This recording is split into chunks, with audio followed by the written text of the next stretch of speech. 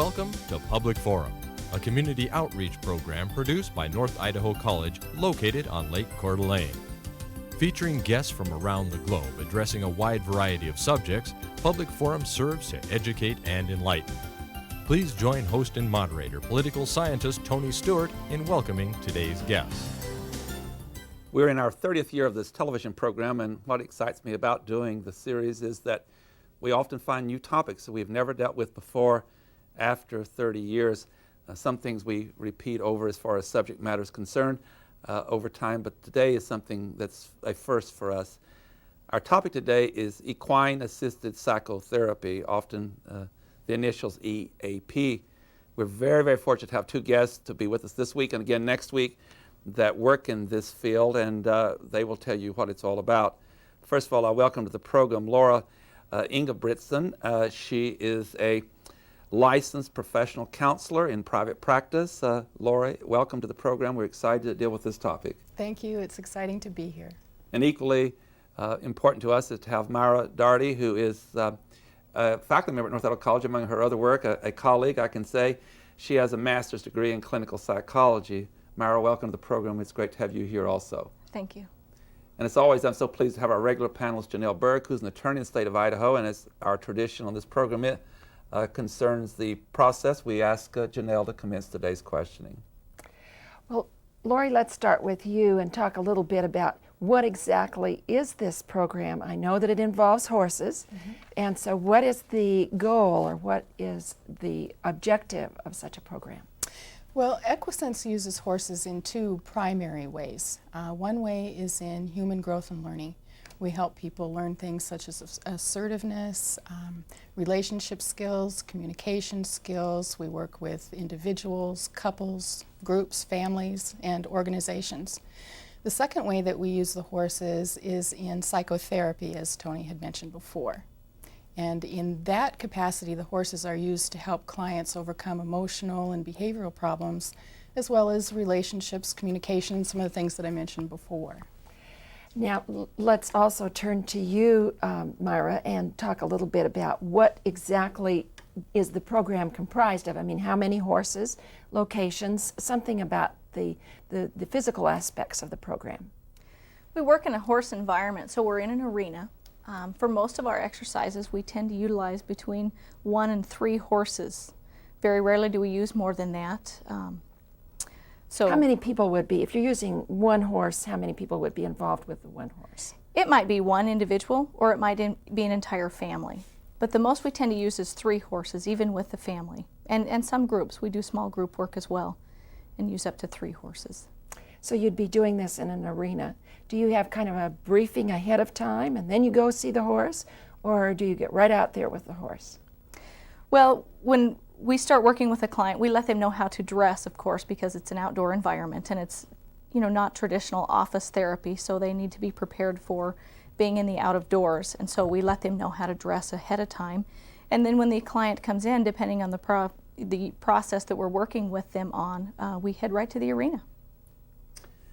I don't even know where to start. I have so many questions. And I had the privilege of viewing some videotape you have and read your literature. I guess I'm just going to ask a series of rather short questions, kind of backing up to get our audience tuned into what this is all about. Let's talk about your clients first. Obviously, not a particular individual client, but in your practice, and you have other techniques and all to use with your clients, and this is only one method. It's my understanding of your treatment or therapy, I should say. Laura, I'll start with you. Just kind of give us an overview of on both an individual and family basis, the kind of clients that you work with and the different arenas of subject matters that you cover when you're assisting with your therapy. Okay, you bet. The use of the horses really isn't limited to any one type of client. Sure. We can use the horses as an experiential tool with any kind of client that we would normally see in private practice. Let's go through some of those. So we typically would see people for depression, self-esteem, low self-esteem, adolescents with behavioral problems, attention deficit disorder, behavioral problems related to that, battered women, relationship issues. What am I leaving out, Myra? Family issues, communication styles. We've done organizations, helping organizations work with their communication dynamics within their program or their business. On that point, we're going to be doing a show with a professor at Gonzaga University on that very issue that you're talking about. And so, even though a lot of your clients are people who have depression, or young people having behavioral problems, this last category you talked about, and she's going to address that on the program too, is that her thesis is, and she gave a remarkable speech at Gonzaga, is that how an organization is set up, how it administers its policies, and how it supervises its personnel can have a tremendous effect upon the morale, or if they stay with an organization, or your whole life's affected by that. So you deal with organizations too like that, where both in this setting and other settings that you can work in that organization. Is that what I understand? Yes. Okay. Now with that, we're going to move to a two-part question. One is, give us, before we move into what we're talking about here today, dealing with the use of horses in your therapy, give us just a little bit of information that if you did not use this particular type of therapy, what are the other types of therapy that you have used and do use before you got involved with horses in this process? I just want to make that distinction, that this is only one method that you use that's more new in the field than more traditional therapy. Is that correct? Bet. And when you're in office in therapy, there are a lot of times when a therapist may turn to experiential devices to help a client gain insights, or in some cases to actually work through some of the client's behaviors so that they can see them more clearly. Typically, the more traditional kinds would be play therapy, family structure. I don't know if you're familiar with that, but it's like a sculpting kind of a thing that therapists will do with families to get at what roles individuals play within their family units. Journaling is another experiential tool that we may use, role-playing as an experiential tool. And many of those experiential tools actually transition over to the use of the horse as well. So, and I come back to you, Myra. So, you have, depending on the type of client you have a set series of activities or sessions how you're going to deal with that particular client. And so, once those are settled, would I be correct in assuming that that you don't always use the horses as one of the therapy techniques? When Lori and I are working together, we're always utilizing the horses in the arena. We both have practices outside of our arena session. Lori works at another counseling office in town, and then I work in another facility as well.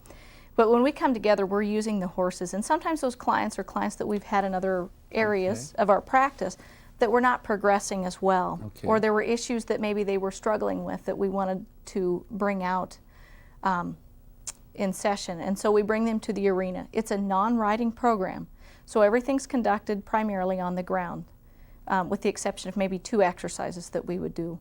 So we have an idea typically when we go to the arena with a client of something that we're wanting the client to kind of move through therapeutically. And so we utilize exercises that will put them in a position to see that behavior or to feel the angst in that particular moment, so we can get more movement. Now, another series of questions, and then back to Janelle. But so there are some clients you have that you work with separately that do not become part of this program. In other words, every single client you have does not go through this particular equine assisted psychotherapy, right? That's correct. Right. Now, to my next level of questions, and that is, on one of the videos that I saw, and I guess one of the pioneers in this field came upon this in 1998. I believe he's a resident of Utah, and found that this is a rather magical way of dealing with some things. And so in his tape, he made the point about the horse is all over the world, everywhere. So my general questions, and later I'll get into specifics of techniques after Janelle, but why the horse? What is so special and unique about the horse, not only in this country, but all over the world, and why horses are so fascinating to people? Why were they chosen? I think Myra and I can both speak to that. Sure. Shall I go first and you fill in the gaps? Yes. Okay. The horse is unique for several reasons. One is that the horse, unlike many other animals, has a personality and a will of its own. In other words, it has an agenda in its relationships, unlike a dog or a cat might. So you are forced to negotiate with a horse on a different level than you would need to negotiate with a dog. Is it a more sophisticated level, or? Yes, it's Okay. a much more sophisticated level, and it's on a nonverbal plane. So the horse is constantly reading your nonverbal communication and understanding that. And that's why it's such a helpful tool, because we oftentimes are saying things and doing something contrary to that. And the horse reads what we're actually doing. The action rather than The intent, I think. The horse reads intent very well. And because horses can't lie, they can't make things up, they act as absolutely perfect mirrors to what we give them. That's So- what makes them, I'm sorry, such a wonderful tool. That is really informative. Myra, in human relationships, we talk a lot about people's comments versus action. In other words, individual will espouse a certain philosophy, which is quite pleasing oftentimes, and then one gets disappointed with the action. It's oftentimes very different. Now, with that in mind, when you're working with horses, and Laura has referred to that too, it's very different, isn't it? In other words, a horse and the individual doesn't verbalize, and they don't speak a language together. But would you just elaborate a little on that? How the horse is just going to look at really the most, I guess, essence of who you are and how you're behaving. Okay. And one thing I think is important to state here is that 80 to 85% of our communication is nonverbal. Right. And for humans, we think it's what we say. And the horse survives in a herd much like we survive in a community. But because they're a nonverbal mammal, they are absolutely in tune to behavior. And so they read what's going on for you at every moment. And because they're not like a dog, they're not trying to get close to you and love you unconditionally. They're trying to survive with you. And so if your actions speak something that causes them fear, then they display fear. Or they will move away from you, or they will move into you if you have become part of their community. That's very, very, very, very helpful. And with that, I'll let Janelle continue. Well, I want to explore that a little bit more. So you're saying the way I act toward the horse is what's going to tell the horse what I feel toward them. And so are you trying to lead the horses? What kinds of activities do you do with the horses? Are you trying to feed them? Are you trying to lead them? Are you trying to pet them? What kinds of things do the people do? Some of the activities that we have people do are sometimes they're getting close to the horse, trying to get in community with the horse, if you will. So they're trying to get actually physically in the presence of the horse. And we sometimes we do that. We use a community of horses, which would be the number 3 usually that we use. That way we can keep track of everything, keep everything safe and controlled. And that person's behavior as they approach the horses will tell them a lot about that. If they're going to be safe when they get there, or if they're going to stay where that person is. Some of the other activities that we use are actually trying to get the person to direct a horse's behavior. So we might set up an obstacle that we want them to get the horse to go through. They may choose to try to lead the horse. There are no, usually in an activity like that, they wouldn't actually have any physical attachment to the horse. They wouldn't be able to hang on to the horse in any way, but try to encourage the horse to the best of their ability to maybe go through an obstacle. So there's a series of activities that we would do for them. And let's continue to explore with the horses what some of the other things are that the horses, as I take it, you're saying are a community. Mm-hmm. They're not individual, Right. and they have a reaction within their own community. When you use 3 horses, do you find that there's a reaction, that they have something different than when you're just using 1 horse? Oh, yes, absolutely. In fact, that's sometimes the motivating factor in using more than 1 horse is to allow a client to observe herd dynamics. And herd dynamics are parallel in many ways to human dynamics in the way that we socialize. And I can think of a good example of a case. Yes, please do tell us an where example. A young man, I guess, I don't know, about 12, 13 years old, had recently been ostracized from his family for inappropriate behavior. And Myra just happened to have a horse in her herd who had been ostracized from the herd for picking on one of her foals. And the herd will completely shun an animal who is beating up on a smaller, younger horse like that. This young man that we were seeing was ostracized from the family for being physically abusive to a younger brother. So there was parallel in that, and we were able to help him look at those dynamics in the herd without threatening the position he was in his family.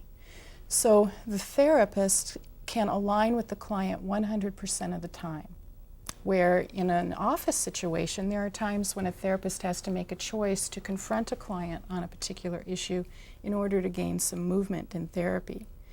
That's what's so great about this setting, is that the client and the therapist are always partners on this journey together, looking at what the horse is giving as feedback, or looking at what the horse can teach them. And you're talking to them, is that correct, Lori? While you're going along, you're talking to the client and explaining what's happening. Yes, in fact, would it help to give you an idea of what a typical session might look like? Yes, that would be very helpful. Very typically what we will do is each session hinges on the next. So depending on what happened in the prior session, we will debrief with the client at the beginning of the session, usually doing maybe some grooming of the horse to get them acclimated again into the arena setting. And then we'll spend part of the session actually doing an exercise or an activity. And we always save time at the end to process with the client. You know, what happened here today? What did we learn from that? What are some insights? What was difficult? What was easy? And then we go on to the next session in the very same way. So does that help? Yes, that helps very much. And Myra, how long is a session usually? Our sessions range from an hour to an hour and a half if we're working with an individual or a family. If we're doing organizations or working with larger groups, then sometimes it's longer, depending on. So we have some programs that we've put together for some adolescent groups, and then we have programming that we use for organizations. And so we have some block times that we set up for those. Thank you.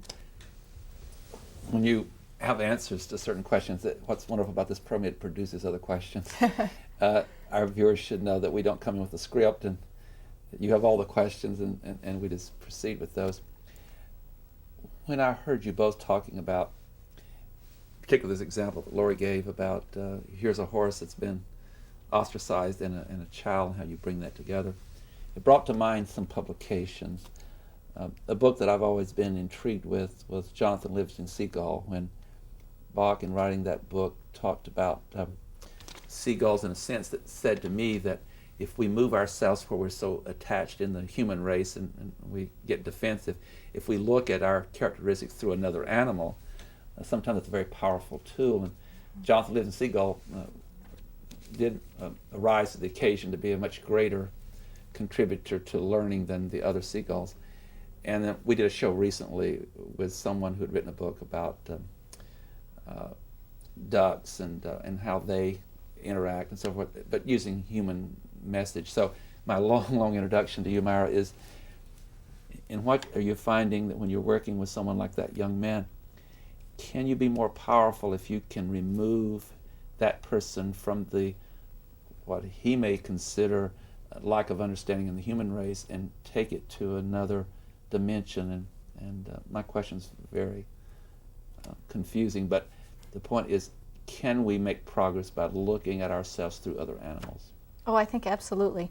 And I think one thing Lori and I have both really witnessed in the arena is we have the ability to make relationship and move further therapeutically faster in the arena.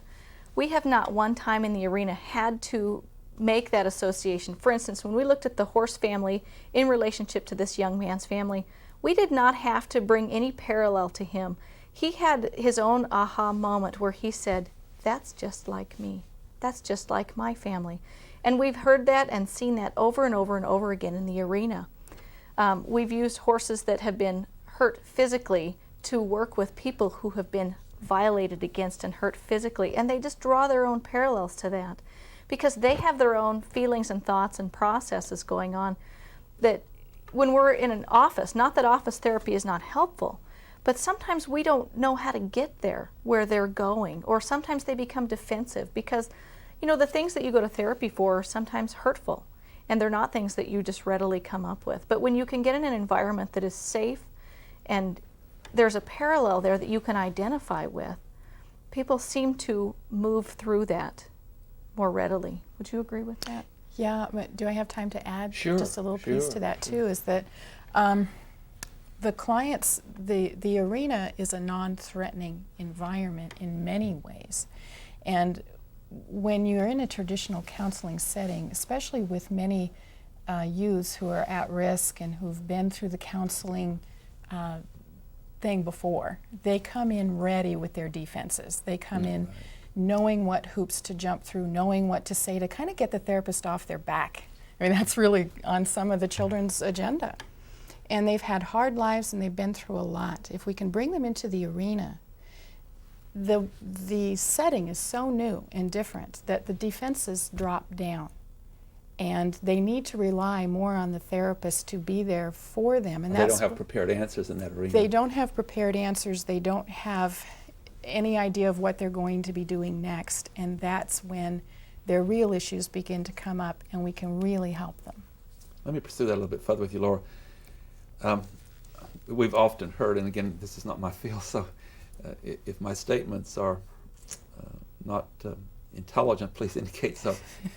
But oftentimes, when someone's been through something really traumatic, like a death, we often say that someone else has been through that similar kind of death in their family, that the two get together and it's a support group, a support system, and that has merit. But you're going beyond that. I guess what I'm trying to ask is, we'll use this young man's example again.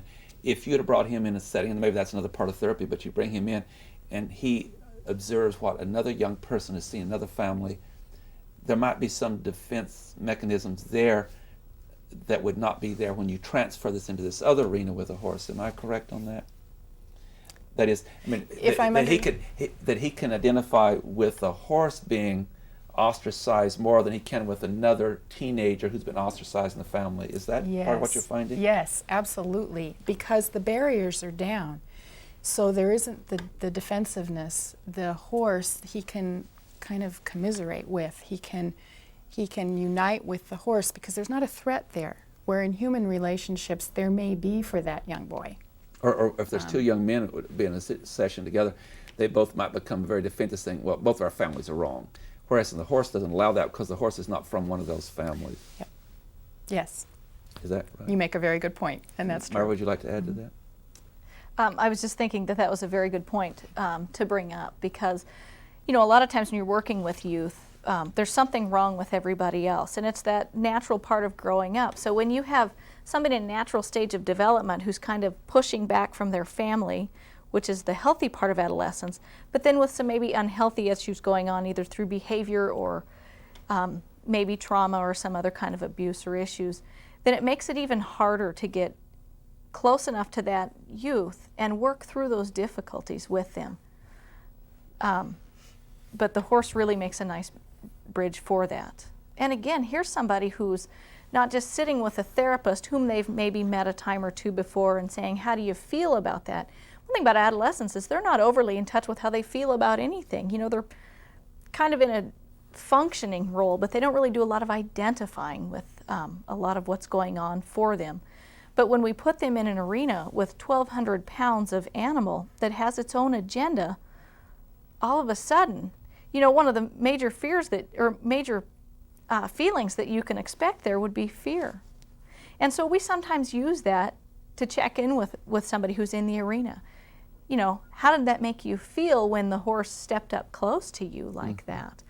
Well, you could see the fear register on their face, so when they give you other you know, comments like, it made me, you know, I didn't feel anything, or, you know, then it gives you some place to work. Really, well, it looked like that maybe that would be fearful, and if I'd never seen 1,200 pounds walking up to me, I might have been afraid. And even if they deny it, the horse knows it, doesn't it?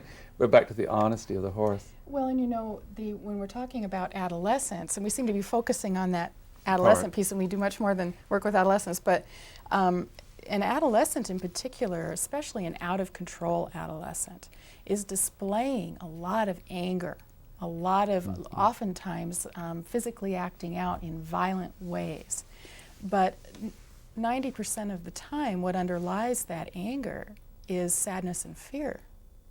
And that's something that that child either has learned that they are not safe in communicating, or they simply don't know how to communicate. So it comes out in all of these behavioral ways. In the arena, as Myra is saying, that fear component comes up, and the adolescent is really called on to deal with that in real life. And we help them do that, which opens up the possibilities for talking about the feeling overall. We're almost out of time, but I'm glad that you're building a bridge for us, Laura, because next week when we come back, we'll not just deal with adolescents. We're going to get into some of the other examples and group therapy and all those things. But a little time is left, and I would like to ask, based upon that, when one, particularly again with our adolescents questions, is when they come into the control setting of your office or a room, I assume sometimes that maybe they've been sent there not necessarily because they wanted to be there, and you are like a doctor or like a medical doctor or someone that's how they perceive it, that you're, oh, this person's trying to cure me. They're more defensive than they would when you put them in this setting they're not expecting. Is there some, Myra, maybe we'll deal with that. Well, I think that's exactly right. When they come in, oftentimes they haven't sought out help for difficulties they're having, and they don't feel like they're the only difficulty in the family, that the whole family should be there. And so we have to deal with the he said, she said, they said I had to come to therapy. But you're right, when we mix things up by bringing them to the arena and we introduce a whole new element, we can work in concert with them, if you will. We can align with them. As Lori said earlier, we move beside them into a position to work through issues together, so it's no longer a them and an us. Yeah. So that we're out of time, but in other words, the setting changes and surprises them, and so they don't know how to exactly react, and they're more open, receptive, I would think. Thank you both for being with us today. On behalf of Janelle Burke and our staff, we thank both of you. It's been very interesting and a totally new area for us, and we are so pleased to invite you back again next week when we will continue some of these intricacies of that particular type of therapy.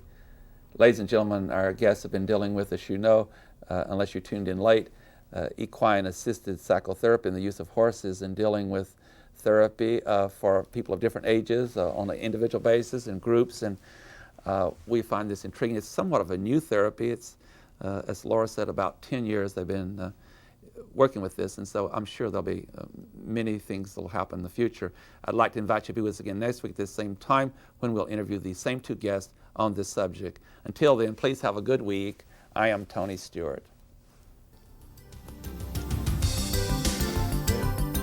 Recorded on the campus of North Idaho College, Public Forum is the longest-running entirely college-produced program on PBS.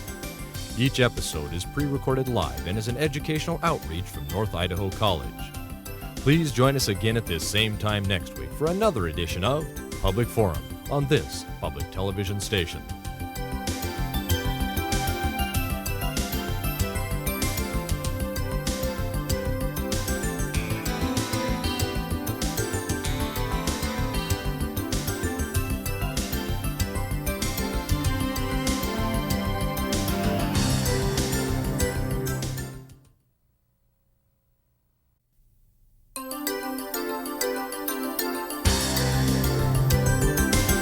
Welcome to Public Forum, a community outreach program produced by North Idaho College located on Lake Coeur d'Alene.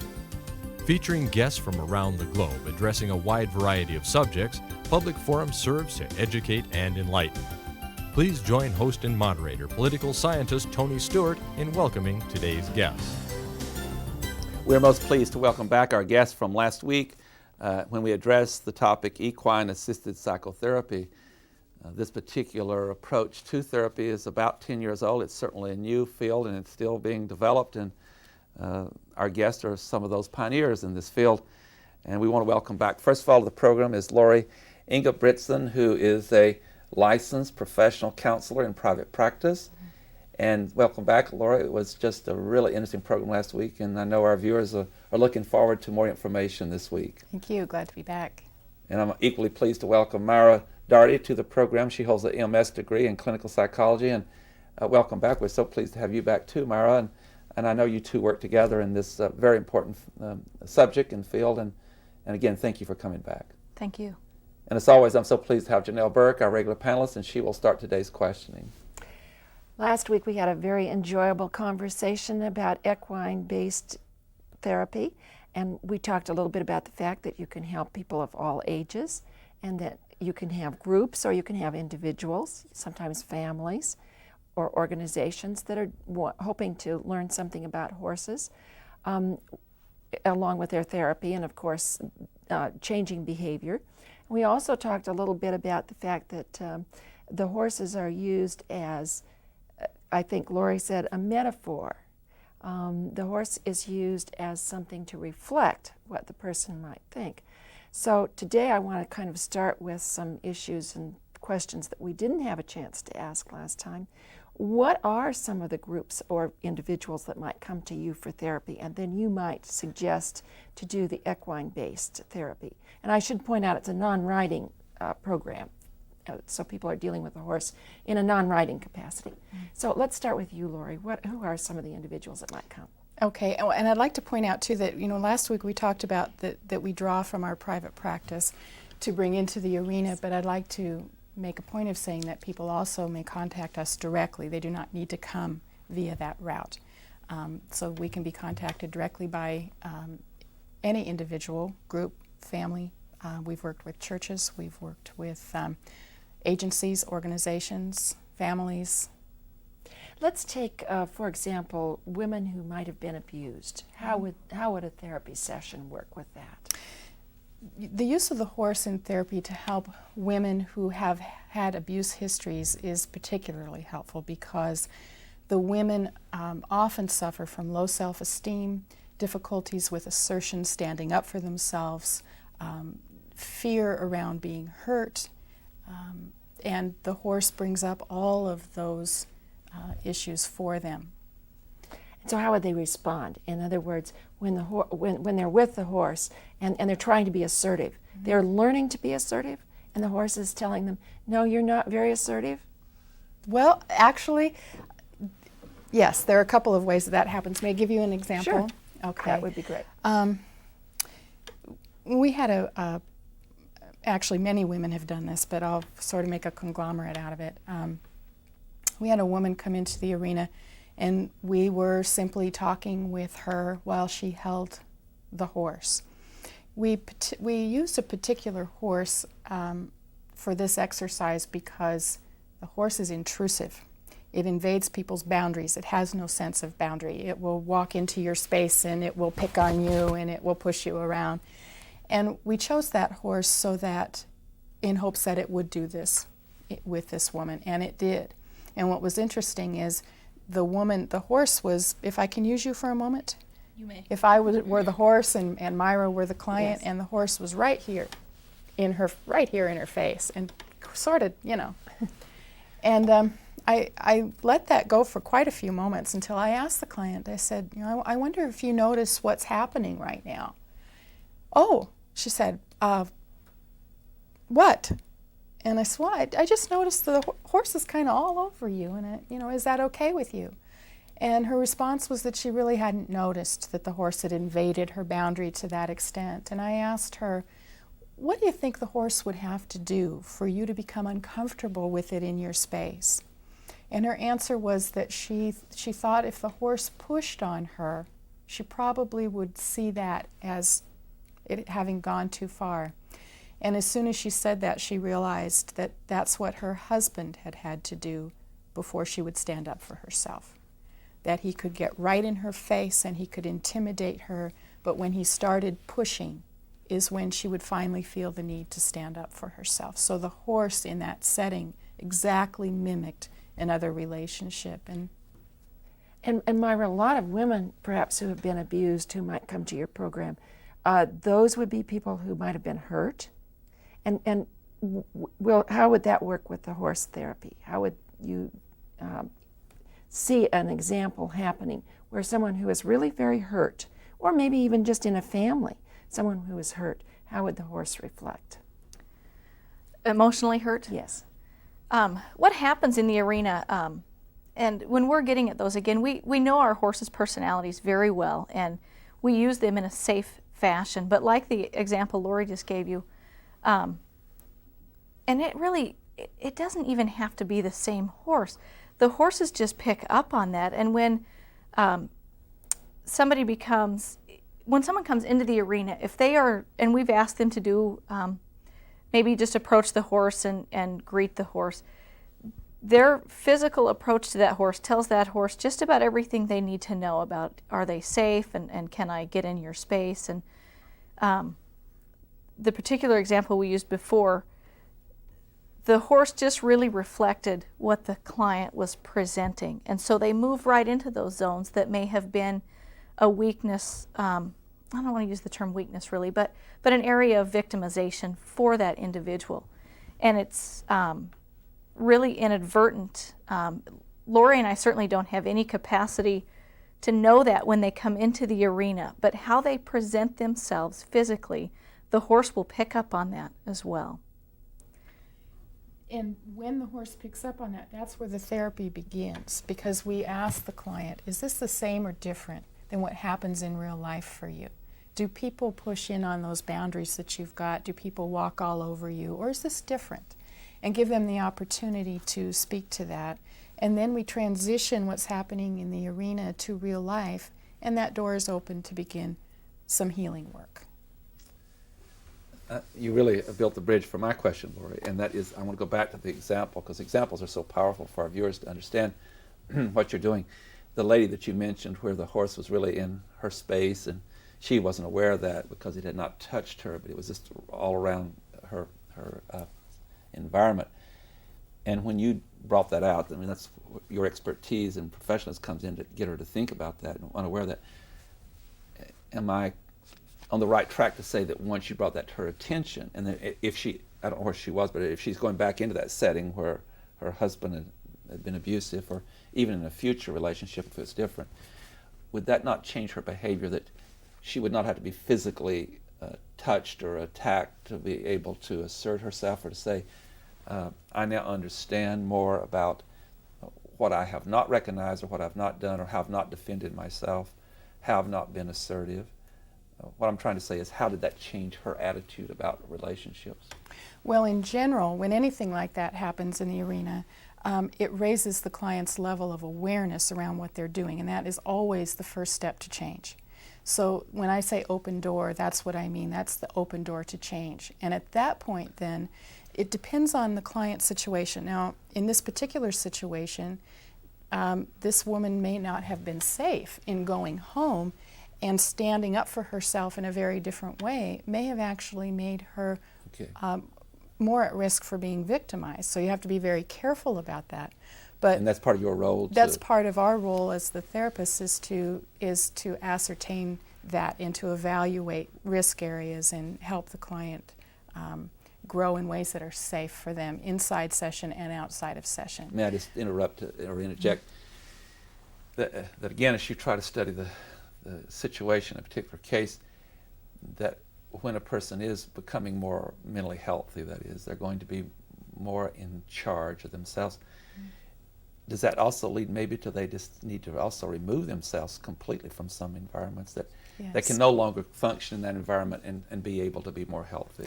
Yes, and it's not our place to decide which way that will go for the client. But make them aware of this. Once they become aware, and they become aware that this is something they no longer want in their life, then it's up to them to decide how they want to exercise change. And an example might be, for instance, with this woman, we would work first with her in the arena, and because she was very non-assertive with the horses, she was very fearful around making them angry. So we would work with her to gain confidence with the horses, help her be assertive with them, and move to a place where she was consistently assertive and self-confident and working with the horses in a way that she felt very empowered. And then we would talk with her about how she might move that outside of the arena safely. Just a very quick personal example. In one of my classes, I spent an awful lot of time dealing with social responsibility and citizenship, and they go through 4 levels in the course. And at certain points in the course, I happened to move to the next level and explain themselves. And a student said the other day, she's from a family of 10, and she says, there's a lot of arguments going on in our family, a lot of yelling going on. But through this process, that halfway through the course, she said, I have found there's a new technique that works, that I have found a way to communicate that's not yelling, and it seems to be impacting the others. So you're saying that, not a somewhat different setting, but you're saying the same thing, that there's different techniques that one might find that really changes in their environment? Mm-hmm. Absolutely. Myra, I want to go to another example and then back to Janelle, and that is during the break, and that's always an advantage to us to talk about some things. You talked about a young person, I guess, who is very hyper, I'll use that term, you'll have more professional terms, and was in the arena with a horse, and I don't know whether this is an ADHD issue or not, but the horse started acting the same way. They both were just going around and around in circles. Can you share with us how that a horse sends a message by actually adopting that behavior? Absolutely. And just to clarify, we had a student who suffered from ADHD, and he was there as a part of an adolescent group. And his task really was just to hold the horse while we were transitioning. You might, let me interrupt again, for our lay persons, you might tell them what ADHD is. It's attention deficit hyperactivity disorder. And it's a student or an individual who has impulse control issues. And this student was just supposed to hold this horse while we transitioned to a new activity. And out of the corners of our eyes, Lori and I both realized that as they had been just standing there just moments ago, now all of a sudden this horse was just frenetic and dancing around in a circle around this boy who was equally frenetic. And then we stopped them and said, wow, what was going on there? And got to process with that student in the moment of how his behavior affects other people's behavior. And I think it was a lesson for him that he probably hadn't recognized, because oftentimes people who have something like ADHD, they recognize in themselves what goes on, but they don't really have a good sense about how it affects other people outside of themselves. And so it was a really good life example for that young man to see that behavior. 2 points. It probably came home to that young person more powerful that a horse would do that than another young person that he'd been around that would also did that or had the ADHD. Yes. I would assume that he was amazed this horse would start acting so differently. The second question I have for you, Myra, in relation to that, what you're really saying, I think, too, here is that when you set up situations, you have some planned exercise. Now, these things happen, they're not planned. It's not part of your plan, but it becomes maybe one of your most important therapy moments. Absolutely. Oftentimes, we'll go into the arena with an agenda, and more often than not, in 5 minutes, our agenda is gone. And we laugh about it after every session, and we think, wow, you know, we had no clue that we would go there. And one thing we learned early on in our training, you know, we both have degrees in therapy, but you have to train above and beyond that to use equines in the therapeutic process. And one thing we learned in that training was, it doesn't matter what it is, you can use it. And we thought, oh, well, that's really nice. Well, until we came home to the arena and saw things like that, you know, just a simple transition task, and wow, all of a sudden we had a whole new issue here with an adolescent that probably helped him gain more insight and understanding to his own condition than maybe 3 weeks in office therapy would have done for us. The reason I smiled, that was a rather ingenious horse. That horse became the teacher and the therapist. That's right. That horse saying, I'll teach this young person because here's what this person's doing, and I'm going to tell them what they're doing. You know, we are laughing about that, but Myra and I think everyone involved in EGALA, which is the Equine Assisted Growth and Learning Association, I think we all come at this with a very deep respect for the horse. Yes. We see the horse as our partner because so many times the horse takes over and teaches us a lesson. I think that you're really getting at the heart of why this therapy is so exciting. Janelle Berg. There are a number of questions I'd like to ask you, but the first one is going to be a short question, and that has to do with safety. And let's start, Lori, with you. How safe is a program like this? Are there risks? There are risks in any experiential kind of tool that you might use, and certainly there are risks in the arena.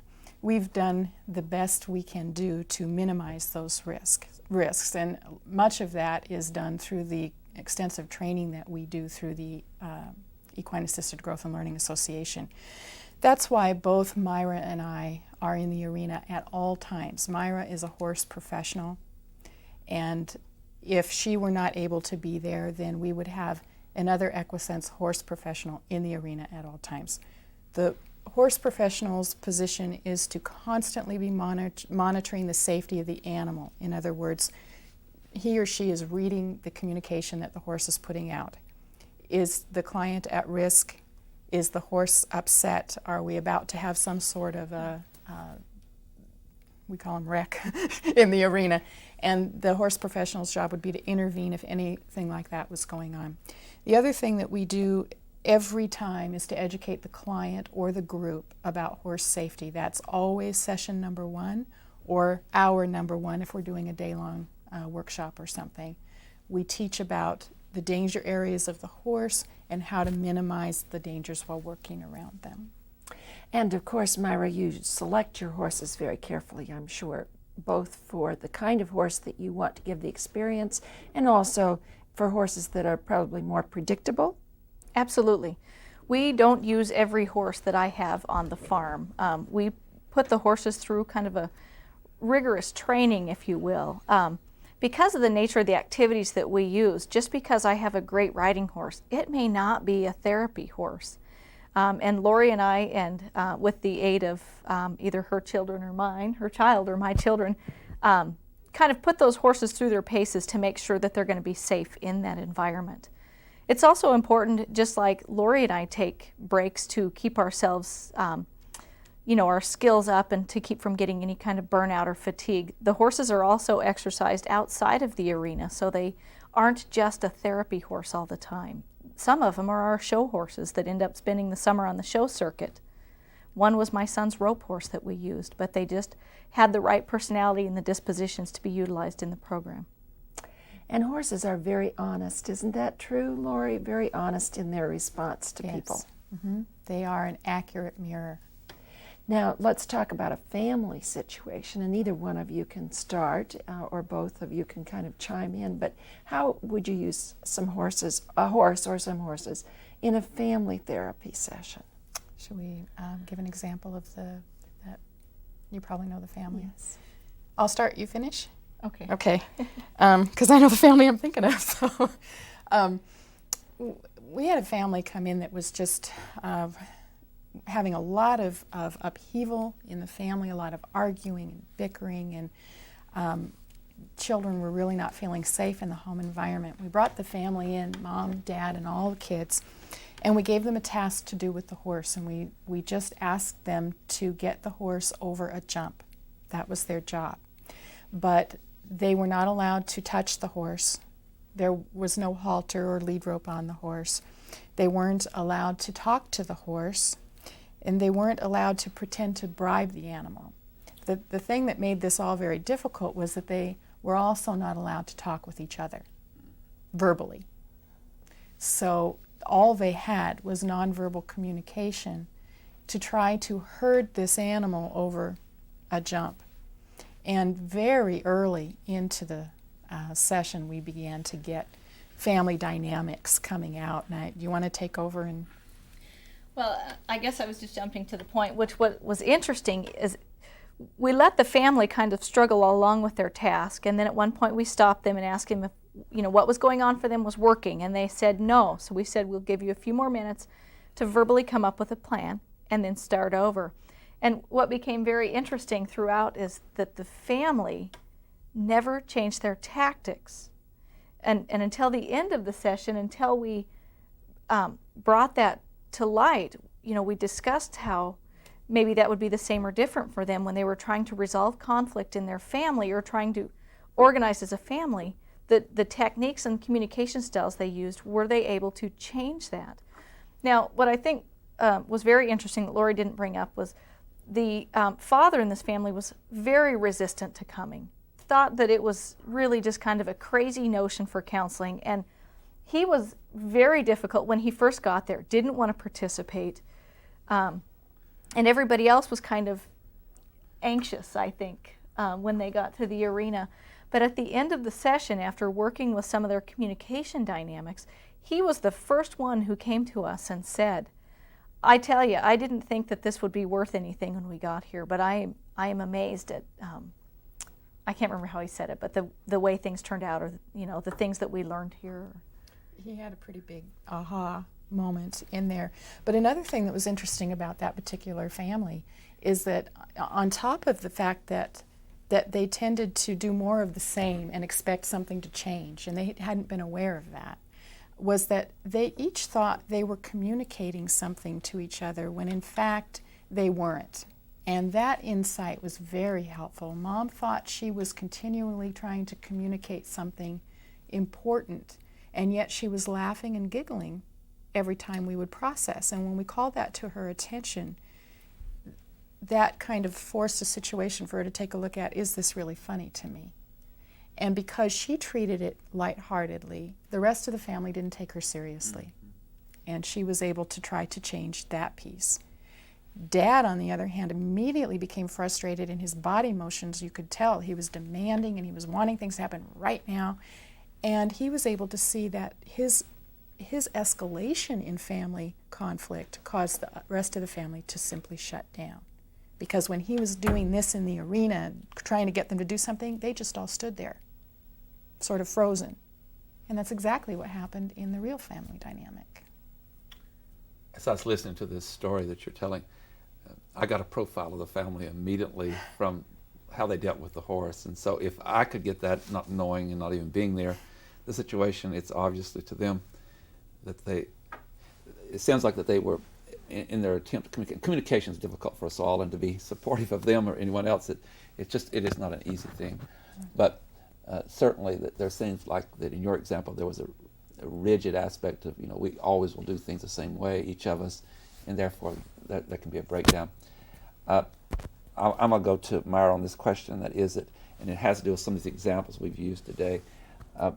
I assume, and you can correct me if I'm wrong again, but as you bring your different clients into the arena, an individual, a family, or a group, I would assume that progress is faster than some situation. Others, some individual will be more like this beautiful example where they really came home, that like what Laura said, the aha, I get the message. Do you find that in some cases that becomes a tremendous challenge and you don't have the same success you do with others? You mean, I'm not sure I understand. That what I'm saying is that one client comes in and the world opens up and they say, I see what's happening. Others, even after you've had some sessions, they don't seem to understand the message as much with the use of the horse. That I assume it's like in class, some students hear the message, get the information quicker than others do. I think we've experienced that in the arena as well, that, and again, just because someone has an aha moment in the arena and gains the information, there's still much work that has to be done. What they have now is insight into some of their difficulty, and now what they have to do is the real work into, do they want to change that, and Sure. if so, how? But I understand that, but some people are leaving the arena with the message more clear than others are. Sure, yes, and that does happen. Sometimes we'll work, in the first session we'll get that aha moment with the client. Not that will be our last session with them, but sometimes it'll take 2 or 3 sessions with the client, and sometimes we will assign a task for a client and they will start it, and at the end of the session they're still working on it, but they haven't given up on it, and they're still trying new things. We may take right off of that exact same spot the very next session with that client. So yeah, some will take more time, and it depends on really the nature of their difficulty for some of them. And to you, Laura, some horses are better teachers than others, I would assume. I'm back to this example. I thought that was the most fascinating example of that young man and the horse, and the young man both were getting so hyper and all. Are some horses just a little more perceptive than others about understanding what's happening? You talk about horses being very truthful, but I would suppose horses are like human beings in the sense that some are quicker at diagnosing things than others. Myra's actually the expert on this. I can give my take on it. I believe that in what we've seen, the horses all read pretty quickly, but because their personalities vary, some of them have more tolerance than others, or some are just by nature less apt to invade your space. Some are more apt. Would you agree with that? Myra, why don't you pick up on that, because I know you spend a lot of time with understanding horses. I would agree with that, and it's the horse dynamic really that does make the difference. Lori's right about that. The client behavior registers the same with the horses, but some of them are very tolerant and very patient with people, trying to really read them or stay close to them. And sometimes sometimes it depends on the number of horses we have. 3 is a herd. 3 is a community. And so if your behavior is so offensive, that community just leaves you. They just go somewhere else. You may not be frightening for them, or on the other hand, you're also not interesting enough that they're going to pay attention to what it is you want. And so, yes, we do utilize the horse's individual personalities. So they in have that their way. own personality, own temperament, Absolutely. just like people do. Absolutely. Although they have this great honesty because of the difference between horses and humans. They're not trying to mislead you or be false, and they just might be Right. more reserved in some situations. Right. Or may, for instance, the adolescent who had ADHD, that was a very quiet-spirited horse. We would have never guessed that she was capable of just mirroring that as well as she did. Unfortunately, the clock wins on this program all the time. On behalf of Janelle Burke, we thank both of you very much for being with us. It's been a fascinating session with us. And what's exciting about this program, or in the classroom, like Myra would verify, is learning going on. And so it's been a classroom for me, both this week and last week. And good luck with you and your work. And I think you've fallen upon something that is very, very exciting and is another dimension in your therapy work. And again, good luck to you. Thank you. Thank you. Ladies and gentlemen, our last 2 weeks we've been dealing with equine-assisted psychotherapy. I hope you've enjoyed the program as much as we've enjoyed bringing it to you. Please be with us again next week, and we'll move to another issue. Until then, please have a good week. I am Tony Stewart. Recorded on the campus of North Idaho College, Public Forum is the longest-running entirely college-produced program on PBS. Each episode is pre-recorded live and is an educational outreach from North Idaho College. Please join us again at this same time next week for another edition of Public Forum on this public television station.